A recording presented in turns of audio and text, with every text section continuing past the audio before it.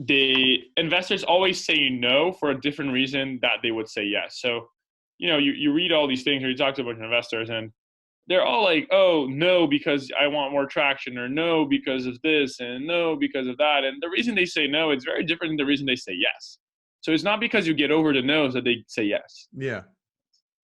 And so, I have a strong opinion that a lot of the seed Series A investors is mostly team and vision, the thing that matters the most. Yeah. We hadn't written a single line of code when we raised our first round. So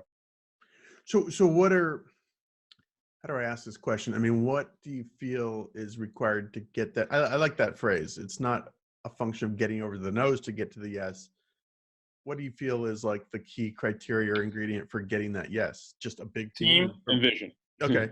Just a big vision and good team. Yeah. It's like, if you're in a big market, you have a good vision and you have a team that can execute on it, that's more powerful than everything. Yeah.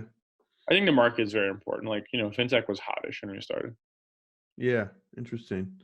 Cool. And then raise that Series A. I'm assuming you start to write those first lines of code and actually put that product together.